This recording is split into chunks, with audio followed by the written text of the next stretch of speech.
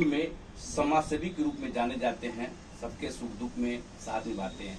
Jan Suraaj party से आप 100 परिवार जुड़े हैं, आप दोस्तों को भी जोड़ रहे हैं, संगठन को आगे बढ़ा रहे हैं, तो जनसुराज में ही क्यों जुड़े? और अदर का देख रहे हैं परिवार का 4 अगर सदस्य है तो 4 को दल में, आप जनसुराज में ही क्यों पूरा परिवार और दोस्त को जोड़ रहे हैं? जनसुराज क्यों अच्छा लगा?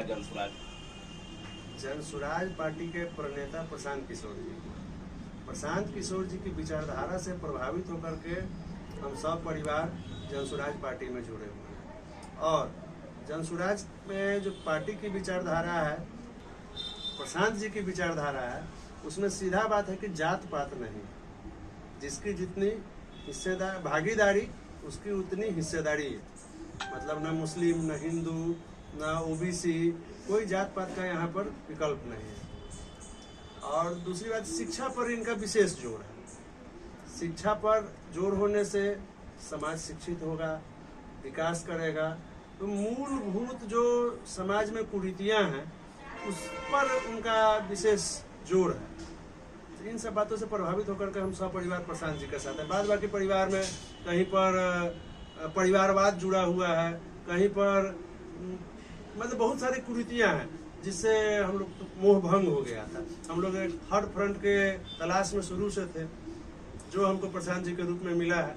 इस कारण से हम लोग सब परिवार जनसुराज पार्टी में सम्मिलित हुए हैं और अपने दोस्तों को भी बोलते हैं कि भैया आइए, उनके विचारों को सुनिए, समझिए, साथ आइए। पारू विधानसभा से आपकी पत्नी चुनाव लड़ने जा रही है, ऐलान कर चुके हैं, और विगत मतलब कि 2 साल से लगे हुए हैं पारू विधानसभा में। तो एक महिला है, एक महिला को परिवार चलाना पड़ता है, तो आप कैसे परमिशन दिए उनको कि आप राजनीति में आइए और मतलब कि चुनाव लड़िए? तो कितना समय मतलब कि परिवार में देते हैं और कितना समय बाहर में, ये बताएं। देखिए, रंजना को हम देख रहे हैं कि उनका सोशल वर्क पर विशेष ध्यान है, आम लोगों का दुख दर्द देखती है, बांटती है। तो शुरू से इनका विचार मतलब समाज सेवा की तरफ इनका झुकाव ज्यादा था। दूसरी बात यह है कि अब मेरा पार्ट है, तो कोई अगर परिवार में पत्नी है और वो सोशल वर्क करना चाहती है, तो मेरा काम उनका पैर में बेड़ी लगाना नहीं। थोड़ा उनको भी अपना जिंदगी जीने का पूरा अधिकार है, समाज सेवा ही उनका मुख्य ध्येय है। तो हमने बोल दिया कि ठीक है भैया, और सही दिशा में सही सोच के साथ आगे बढ़े हैं। प्रशांत जी के पार्टी से जुड़ के आगे बढ़ रहे हैं, तो थोड़ा हमको भी खुशी मिलता है कि प्रशांत जी के मुहिम में थोड़ा मेरे परिवार की तरफ से भी कुछ सहयोग हो जाए, चाहे जिस रूप में हो, जनसेवा के रूप में हो या पार्टी में राजनीतिक रूप से हो, जो भी हो, थोड़ा मेरे परिवार का भी सहयोग उसमें रहेगा। प्रशांत जी के मुहिम में एक सिपाही हम लोग भी रहेंगे। और 4 साल तो लगभग चुनाव होता रहता है, कभी विधानसभा, कभी लोकसभा, कभी पंचायत चुनाव, कभी ये चुनाव, प्रतिनिधि चुनता है, मगर धरातल पर नहीं उतर पाते हैं और विकास नहीं दिखाई देता है। तो कितना आप इन पर भरोसा कीजिएगा जनसुराज पार्टी पर, और अपने विधानसभा को समाज में मतलब बदलाव आएंगे? देखिए, अब विकास कैसे नहीं हो रहा? आप बोल रहे हैं कि विकास नहीं हो रहा है, या तो मिथ्या आरोप है राजनीतिक लोगों पर, जो राजनेता लोग हैं वो लोग पर आप आरोप लगा रहे हैं कि विकास नहीं कर रहे। विकास हो रहा है, होटलें खुल रही है, पेट्रोल पंप बढ़ रहा है, ईंट भट्ठा स्टार्ट है, नया नया भट्ठा खुला, नया नया बिजनेस प्रोजेक्ट में पैसा इन्वेस्ट हो, विकास तो हो ही रहा है। हाँ, जनता का ना होकर के वो राजनेता का पर्सनल मतलब कि विकास हो रहा है।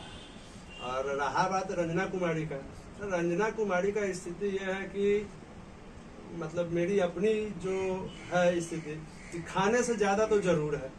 अब उस ज्यादा में हमको कोई पद का लोभ नहीं है। चुनाव कोई जरूरी नहीं है कि हम इस बार क्या होगा नहीं होगा, रिजल्ट तो जनता के हाथ में। लेकिन न पहले कोई कमी था, न आगे कोई कमी होने जा रहा, और न इसके डर से हम मतलब आगे का कोई रणनीति हम न तैयार करें या चुनाव से हम पीछे हट जाए, सब मेरे दिमाग में नहीं है। अब इनका है तो जनता जाने 5 साल का एक टर्म होता है, नहीं काम करेगी तो जनता अगली बार इनको नहीं स्वीकार करेगी, इनकार कर देगी जनता इनके खिलाफ। लेकिन वह जो 4 टर्म 5 टर्म से एक आदमी बैठा हुआ है, कम से कम उसको तो बदल के देखे जो भैया अगला और क्या कर सकता है। उसमें तो प्रशांत जी का ही एक कहा हुआ है कि एक तरफ आप एक्सपायरी दवाई खा रहे हैं और दूसरी तरफ है कि एक नया दवाई है जिसमें सुधार हो भी सकता है, नहीं भी हो सकता है। तो ये तो जनता का मूड पर निर्भर करेगा कि ट्राई नया दवाई करती है कि पुराने एक्सपायरी दवाई को खाती है। ये मेरा कहना थोड़ी है, तो प्रशांत जी का कहना है।